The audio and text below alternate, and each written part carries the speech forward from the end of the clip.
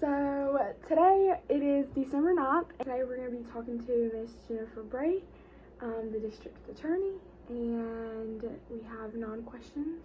So I'm going to go ahead and start. Okay. So the first question is, what is the official title of the office which you now hold?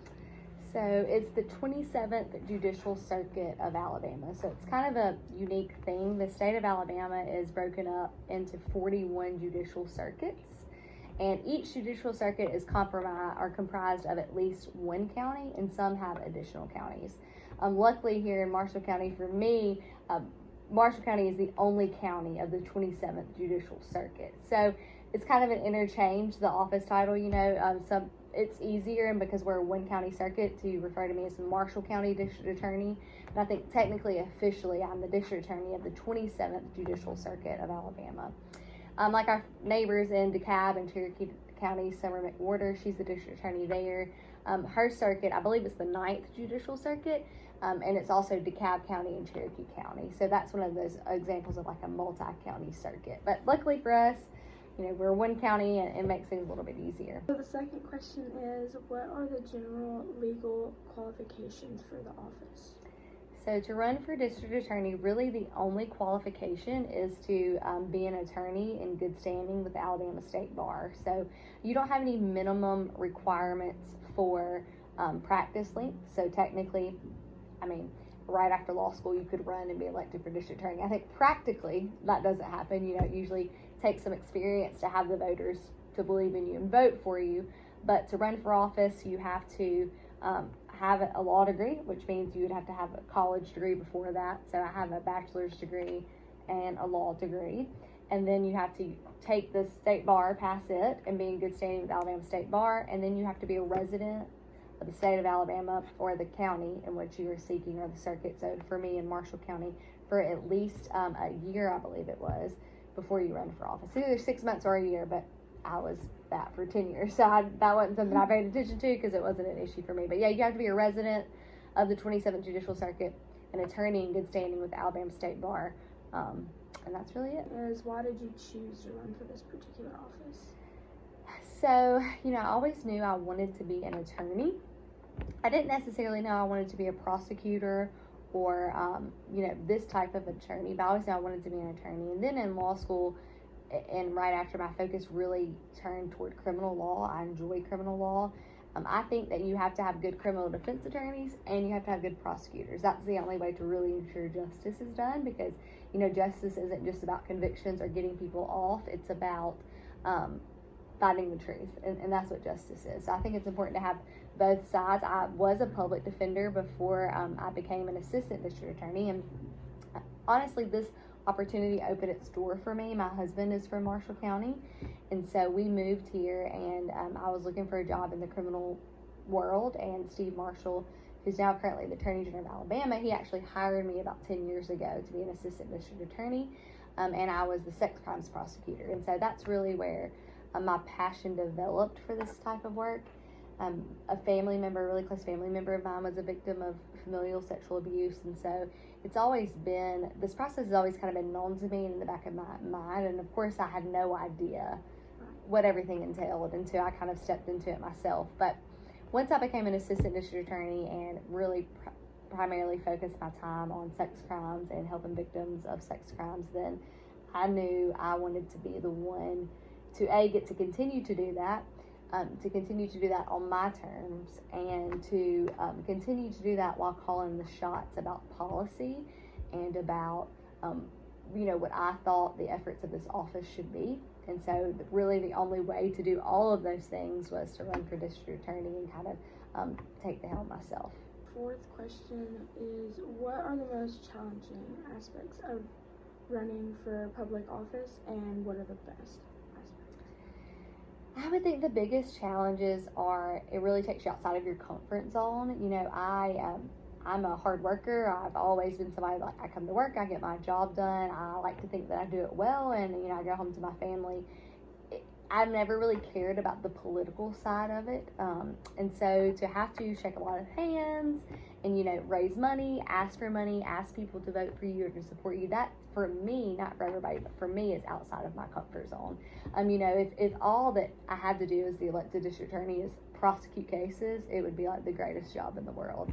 But the outside things, such as having to run a campaign and go outside my comfort zone and really take time away from doing what I want to be focused on, which is prosecuting cases, that's the most challenging part, and honestly the part that I enjoy the least about kind of what I do.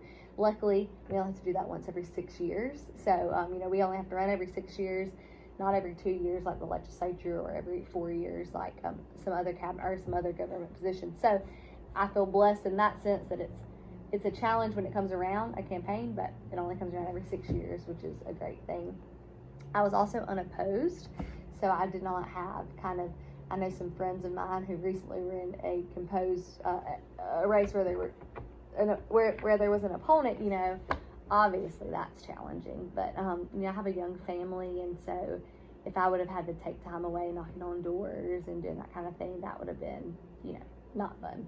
I also had a baby the January of the year that I was elected, so yeah, that would have been like, you know, postpartum, emotional, probably hormonal, you know, walking around asking people to vote for me. So that would have been fun. Too much on you. Yeah, but luckily, the Lord blessed me and it all worked out to where, you know, it came at the right time. I had just had a baby, found out I wasn't going to be opposed, and so I was really able to enjoy my maternity leave with my son and then come back really focused and ready to go. So that's the most challenging part, just being outside of your comfort zone and having to ask people for money. I mean, nobody likes to do that.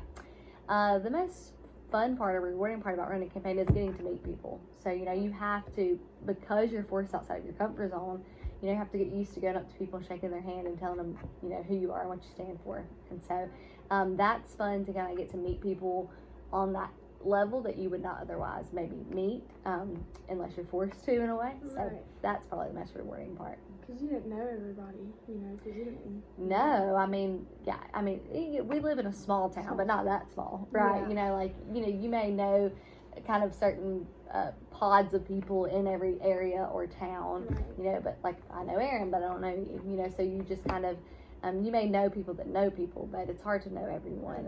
And still, as running a campaign, it's hard to know everyone. Right. But you at least probably get the opportunity to meet a lot of people that you wouldn't otherwise.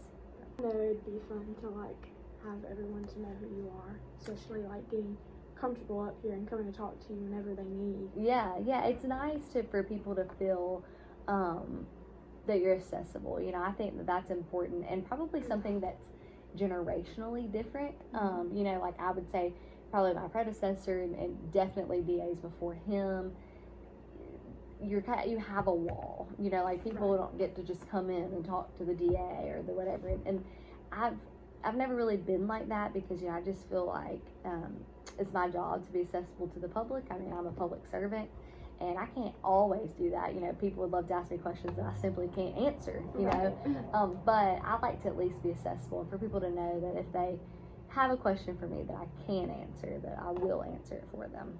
Could you describe a typical work day for us? So a typical work day, the greatest thing about this job is that no day is typical. And that's because, you know, you just never know what's going to happen. So if everything goes as normal, we have weeks that are court weeks and weeks that are not court weeks. So if we have court weeks, court usually starts around 9 a.m. And so you will, you know, grab your files, go into the courtroom, deal with defendants and defense attorneys and kind of that whole process. And we usually are in court till around lunch or a little bit after lunch on court days. And then you kind of come back into the office and catch up on your emails and your phone calls. And for me, it's just signing the checks and, you know, approving the expenses and that sort of thing. If it's a non-court week, then it can just vary. It just depends on, you know, what happens.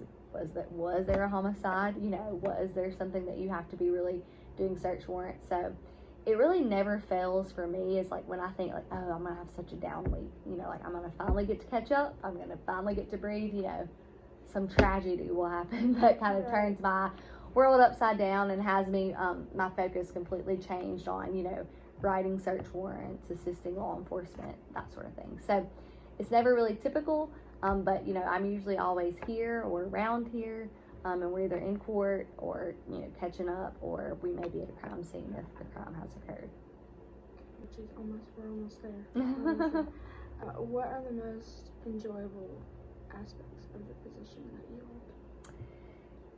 I think it's always for sure getting to help victims of crime. You know, I've had a few really big cases that stand out in my mind where, you know, some brave child or young woman got on a witness stand and told 12 strangers about an awful thing that happened to them, and we were able to get some sort of justice for them, and getting to see kind of the relief on their face of this is over, because it takes a long time. I mean, it's an awful process that victims have to go through, and so just to kind of get to see the relief of someone believed me, someone believed in me, and someone fought for me, because, you know, a lot of times nobody has done that for some of these people that find themselves in that situation. So to get to be kind of that warrior or that fighter for them is something that motivates me, you know, as a prosecutor. So that's by far the greatest part of our job. You know, it's unfortunate that it doesn't get to happen all the time, you know, but when it does happen, it really grounds you and reminds you, you know, why you're doing what you're doing. How would you respond to the typical complaint that there is no reason to vote or participate in the political process because one person's vote does not make much difference in today's political system? Well, I would say that, you know, you may think that that's true right now, but that might not always be true. You know, I think like the state of Ohio is a great example. You know, they used to be a swing state, now they're not. Or Pennsylvania used to be not a swing state, now they are. You know, so hey, I think that's a valid complaint in the sense of, I thought even this election cycle, like, it would be really cool to live in one of those places that, you know, what the 9 swing states or whatever, that we knew were going to come down to like 100 votes or something. Like, man, how powerful would you feel, you know, in that type of situation? That'd be awesome. Living in Alabama, you know, we've never had that. We were a blue state for umpteen years and then a red state for the other umpteen years. So, but I would say that the way I respond to that is, you never know when that's not going to be true. So you best be exercising your vote to ensure that it continues to be true. And then also, you know, people fought for, especially as a woman, you know, people fought for my right to vote. And so I think it's a slap in the face to people that never had the opportunity to vote and that fought for my right to vote to just sit on the couch because I, you know, want to say that it's not going to count. It does count. And you know, we elect our representatives and we elect the people that our state's going to vote for in the Electoral College. So it does count. It may seem that it doesn't because we swing so far one way. But like I said, that's not always going to be the case. Last question. What has been the most enjoyable thing that you have experienced as an elected public official? Most enjoyable. You know, when I got sworn in as the first female district attorney and I had my daughter up there with me, that was just a moment that I was able to really just be proud of where I came from, how far I've gotten, and then to kind of have her there to say, look, I mean, you know, you can do anything. And so, you know, I'm not, my parents didn't go to college, no one in my family went to college, so it's not like I was someone that was bred and born to do this, you know, or I went to public school in Mobile County, Alabama, which, you know, is not something that a lot of people do that go places sometimes. And so, you know, there's nothing special or, you know, particularly engaging about me. I'm just someone that works really hard. And then, of course, I've had abundant blessings and then been really lucky too. You know, things just happen to have worked out for me. But in that moment, to again know that, you know, my daughter was gonna one day, she was 5 when I was sworn in. So, but, you know, one day look back and realize kind of the importance of that moment to me and to her was probably my most enjoyable thing as an elected official. You know, just kind of getting to do that ceremony, getting to thank the people that really impacted my life, from teachers and mentors to friends and colleagues, that, you know, getting to thank them and getting to do that in front of my daughter and kind of our whole community was a really enjoyable experience.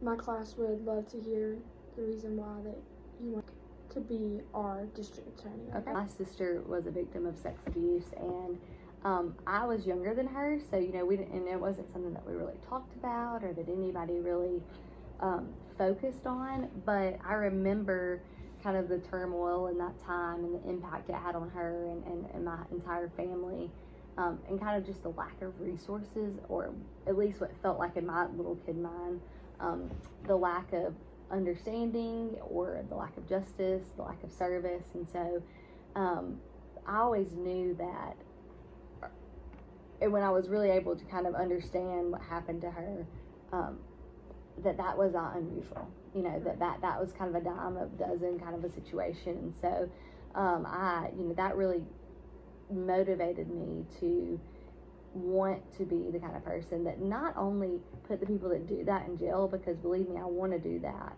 but also help provide some kind of support and resources for victims of crime, because they're still going to need it when someone's rotting in jail or not. They're still going to need the resources. And so that's kind of what motivated me and pushed me to want to do that. And then as my time as an ADA here, just kind of getting to be in the courtroom and again experience those situations in which you provide relief for somebody that's been just kind of, it's like an elephant on them, this entire process, the court process, the disclosing what happened to them process, kind of getting to be the person that helps, release that elephant off their chest type of thing is just kind of a feeling you never forget. I'm so glad that we have somebody like you. I hope you guys really did enjoy this, because I sure did. Thank you so much for letting me interview you. Of course, thank you.